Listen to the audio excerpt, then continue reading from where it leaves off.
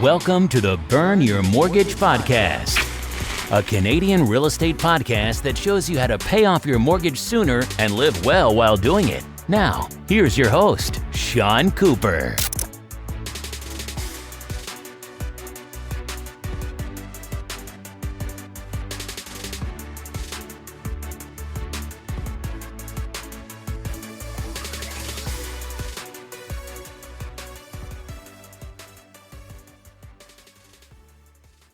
Welcome to the Burn Your Mortgage Podcast. I'm Sean Cooper, and it's great to be back for another episode. On today's show, I'll be talking to Natasha Fagali. Natasha's episode is the latest in my ongoing series of podcast shows on women in real estate. Natasha Fagali is one of the recipients of the 40 Under 40 United Way Leadership Windsor Essex Award 2018, as well as numerous awards and recognitions, most notably the Sovereign Canadian Medal in 2015 for her dedication to education and the future of entrepreneurship and youth. Most recently, she has received the Odyssey Award from the University of Windsor and has been published in a book on women and leadership in Ontario by the Elementary Teachers Federation. As the owner of Fagali Group Incorporated, an independently owned and operated rental homes, rental storage units, and holding group, Natasha has helped build a strong portfolio of homes in the Windsor-Essex County region and works with local and international investors as well. FGI prides themselves on giving the best quality care and expertise when it comes to rental homes as well as the community at large, and delivering great service for clients and tenants. In my interview with Natasha, we discussed the most important part of being an investor, why women could benefit from real estate investing, and creating your own life via real estate. Without further ado, here's my interview with Natasha Fagali. Hi Natasha, how are you doing today? Hi Sean, how are you? We have some great questions to discuss today, so let's get started with the first one then. What is the most important part of being a real estate investor?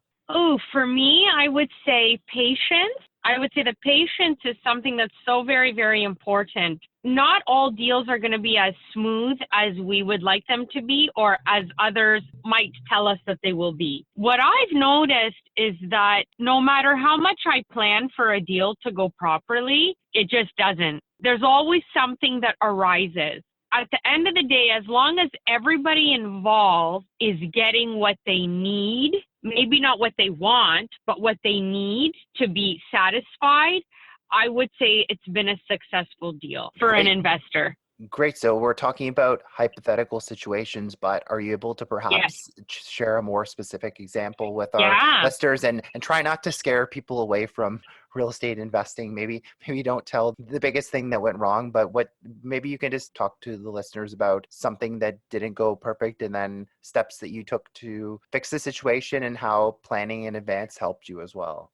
Yes. You know what, Sean? Like currently right now, we have a fix and flip that just totally went sideways. And I mean, it's a little bit of our side too. And I think it's just a whole thing together that comprised the deal to kind of go sideways, but not sideways in a way that there was no exit strategy. There was always an exit strategy, which was obviously selling the home or refi, like BRRRR it, which is refinance it and then rent it. And so now we've put it for sale, right? And the market, although the market is good and hot in Windsor, that is not indicative that it's going to be like that across Windsor. And I'm from Windsor, Ontario. So some areas are really fueling up, but others are not. And especially in very heavily, basically outside of the sort of main points of where there be like high density rentals, when you're in neighborhoods, they're selling, but they're not, the board is not pinging every 5 seconds. And so the deal we're looking at now is everybody going to get what they want out of it as opposed to what they need, or are they going to get what they need as opposed to what they want? And it looks like we're going to have to go with the latter. And even though we pre-planned and everything, it's still at the end of the day, like, how do you know if it's going to rain and completely flood the basement? The seller never indicated of any water there or any flooding. You don't know. You bought the house, there was no water. How do you know in the summer we have a rainstorm and all of a sudden the sewer starts backing up? There goes another $5,000 that you didn't know. You did your home inspection, but they can't predict those things. It's hard to predict. The neighborhood doesn't flood, and then all of a sudden you had the Murphy's Law and it just came to you. So those are the little things that come up that you kind of need to have in the back of your mind that can happen. Anything like that can happen. And that's one of the biggest things that I found. Normally, I only buy duplex, single family, triplex that are already done up to the nines and ready to go. In this case, we decided midway through it that we were going to flip it. It was initially going to be our family home, and then we decided midway through we're going to flip it. And I don't know if that's that Murphy's Law, but once we changed our course of direction, all of a sudden these little nuisances started coming up. But then those nuisances kind of add up. Should we have maybe kept it? I don't know. It's hard because especially in 2020, there were so many other mitigating factors outside of our control. When I say our, I mean myself and my business partner, who's also my life partner. It's just out of our control, so many different factors. So needless to say, I would say that, again, you can plan, but keep it in the back of your mind that you might need a little bit of cushion in case things go wrong. You might have your soft carrying costs. You might need an extra month. There's those things that come up all the time. That's at least been my experience. Well, thanks very much for sharing your insight. And same with myself. I got a home inspection on my property, but then one morning when I woke up, the basement ended up being flooded and there was no indication that that was going to happen. So certainly, like you said, it makes sense to do your due diligence and get a home inspection, and also make sure that you have adequate home insurance that covers stuff like sewer backups if you can add on to the policy for coverage like that. But it's also important to have some emergency savings because some things are obvious, like the roof shingles will be peeling, so you'll know that you need a new roof. But other things like what you were talking about with the basement being flooded, that can be a total surprise. So definitely be sure to have some emergency savings. Don't put every single penny towards the property because you may need to pay for you'll probably definitely need to pay for some surprise expenses down the line. Moving on to the next question here. Why do you think women could benefit from investing in real estate? Sean, I always say this. I personally feel depending on you, depending on what is your goal and what is it that you're looking for out of life? What is it that you want? And I say this all the time. I started real estate investing because I always knew that when I become a mom, I don't want to work anymore. A formal job, let's say a formal job. I want to have that passive income, have a retirement plan, have a future goals so that I can be home with my kids. In my culture, that's very normal, and it's something that I always wanted. So that was my goal. Maybe other women have a very luxurious lifestyle, which I also like to have as well, and they need to have extra income. Salaries have not moved since the 1970s, but prices have gone up. So you can't just have one stream of income anymore. You need to have a little bit more to keep yourself going.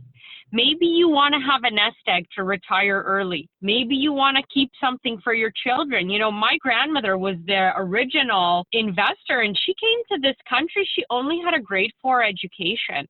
She by the time she got to the end of her investing, and back in the day, like in the 50s, 60s, and 70s, they didn't call it any of these fun names. By the time she got to the end, like she had over 50 units in one building alone, 9 different properties. It was totally killing it for someone who couldn't read and write or speak in English.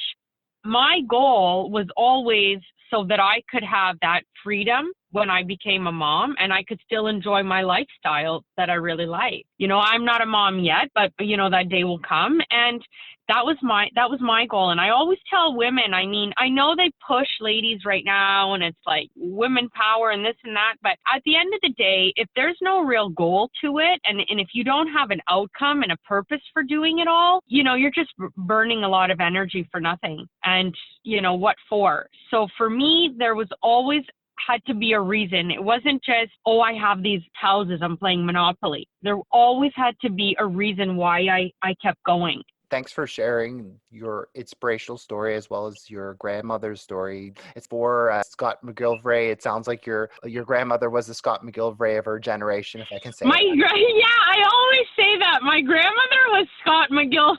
I always say that. If she was alive, like they'd have a great conversation. It was just always, I guess, Sean, I could even say I was born into it. Maybe I was born into it, Sean. You know what I mean? Like, maybe I was born into this. I guess real estate runs in your family. Yeah, it's weird. My mom grew up doing this, obviously, with my grandma. My mom grew up doing this. So now, my mom's kind of my, she's a bit of our assistant. It's really interesting because she knows when I just tell her, okay, you got to go get this, you got to do this. There's a language in our business. There's a language that if you don't know, you don't know. There's a lingo. Great. And on that positive note, can you tell me why a day job is awesome with your side hustle? Yeah. So I never left. So my actual career, my profession is teaching. So I'm actually a teacher by trade. And I never left my day job to continue to pursue real estate. What I did was I ensured that everything was streamlined and that everyone who's working with me is on the team and we work together. So that's why I usually only buy properties that are basically already perfect. This last fix and flip kind of took a lot of our time because we had so much to do and then we changed the plan. But naturally, I really only ever bought properties that are already ready to go. Good, we're moving forward because I like to stay in my day job because as we see, with COVID, so many things changed. And during COVID, a lot of tenants were not able to meet the requirements of their tenancy. And so luckily I had my day job to support that. And I know that a lot of new investors, their main goal is to, quit their 9-to-5, but I'd like to caution and say, try and keep your 9-to-5. Just get a really good team around you that you can trust with anything. No, I agree. That's a really great way to sum it up. And certainly real estate can help accelerate that path to financial freedom. But similar to myself, I stayed at my day job for a long time. And it was only when I got to that certain point that I felt comfortable leaving my day job. Certainly, while you may be excited about something, maybe pace yourself and not jump in with both feet into the deep end. Yes. And when I was browsing through, I see your podcast and then I was really trying to go deeper into it and I was browsing through them and I was listening to other speakers. And I really noticed that sometimes we really want to just get in there and be like, I'm an investor. But you have to pace yourself before, like your book, Burn Your Mortgage, before you can basically burn your termination letter. You really got to pace yourself because especially now, if you're going into the red because tenants might not filling, their requirements and they might be behind, you need to get money from somewhere. And sometimes, it might have to come from your salary. It's unfortunate, but I've noticed, especially during COVID, that if I didn't have my job to help me get through, and I was working super hard at that as well, just so grateful because sometimes, you got to sneak a $50 here or a $50 there, pour your way. Yes, definitely. I don't think many people expected COVID to happen, but that definitely underscores the importance of having emergency savings and a contingency plan like that. And speaking of people, just to segue from that, why don't you talk about how real estate is about perhaps more managing people than the property? Is that your experience? Yes. Oh my gosh, that is 100% my experience. I have noticed that the houses are one thing. And realistically, the houses empty are easy, so easy. And my mentor out of Niagara Falls, she always, always, always, always, always asks me about my properties because her strategy is leave the properties empty. She's so far into investing after 50 years that she just leaves them empty and refinances all the time and then lets it take care of itself through the refinance because she doesn't need the money. And she's always asking me about the tenants. And I've told her, I've come to believe now that in the early stages, it's more about people than anything because they're living in our homes. And these are major investments. And you wouldn't let a stranger get into, if you owned a Ferrari, get into your car and just drive it away. So we really need to screen who's coming into our properties, and then we need to work with people. And we can't have these airs or arrogance or pride of ownership. You got to work with people. What I noticed during COVID is, as I said, in order to keep things going and people lose their jobs and, they have to feed themselves, feed their families. Of course, they were getting some subsidies from the government. However, that might not have covered everything. It's a people business. You might have to take a hit here or there. And of course, luckily, we have certain different benefits tax-wise, of course. But if you're not working with the people living in your homes and ensuring that they're living in a safe and healthy environment, then the whole thing falls apart. And that's just been my experience. I've always wanted to ensure that people were living as I would want to live. So I always keep a certain standard. And that to me, I think has been my saving grace, because I know of other landlords who have maybe neglected or not been at the forefront. And I self-manage my properties. Everything comes to me directly. And of course, as I said, I've got a really great team that help me. But I've always wanted to be at the forefront. I think that if a leader needs to be with the team, and essentially the tenants are basically guests in the home, but they're also part of the team because they're the ones living there. Everybody's got to work as a collective and collaboratively. And that's just something that I've really taken pride in doing. I like this way that you sum that up. Real estate is definitely a team, and that's been my experience as well. And can you talk about how you were able to create your life via real estate as well? Yeah, I have found that real estate has also given me a lot more freedoms than I would say other women my age. Just different things and the ability to maybe, and this is for my lady listeners, but maybe the ability to pamper myself a little bit more. Sometimes you take 50 here, 50 there, get your nails done. It just feels good. And I noticed that with the real estate, and then naturally, the homes, they're going up. So when you refinance, naturally, they're going up. And you don't always have to throw everything right back in. You can take a little bit here, give yourself a vacation, take a little bit here. And I find that real estate has really helped me with my vision and my vision for what I want out of my life. And I'm as I said, I'm so grateful, and that's why I am good. And I shouldn't say good, but that's why I guess I work with the people living in my homes, because I want them to have that same feeling of fulfillment that they have housing as I do, having them in the home. Well, that's a perfect way to sum up everything. And Natasha, I'd just like to say it's been wonderful speaking with you on the podcast today. Before I let you go, is there anything of interest that you'd like to share with the listeners? Oh, thank you. Thanks, Sean. Yeah, if anybody wants to reach out to me, they are more than welcome. All of my social media handles are at Feghali, Feghali, or they can find me at my page, which is at Feghali Group Inc. Sorry, that's our business page. And they can get my email there, and they can send me direct messages, and they can find me on Facebook as well at Natasha Feghali and Feghali Group, which is also our business page. And we do property management in the city of Windsor, Essex County. Thanks for listening to another episode of the Burn Your Mortgage podcast. Besides being a podcast host, I'm also an independent mortgage broker. If you or anyone you know, family, friends, coworkers, or neighbors could ever use any unbiased mortgage advice or a second opinion, feel free to reach out. Email me at Sean, that's sean@burnyourmortgage.ca, or call or text me at 647-867-3711 for a free mortgage consultation. Also, be sure to head on over to www.burnyourmortgage.ca and sign up for my free weekly newsletter. As a small token of my appreciation, you'll be able to download my ultimate mortgage checklist on choosing the perfect mortgage. I look forward to hearing from you and helping you with all your mortgage needs. Once again, thanks for listening. You've been listening to the Burn Your Mortgage podcast.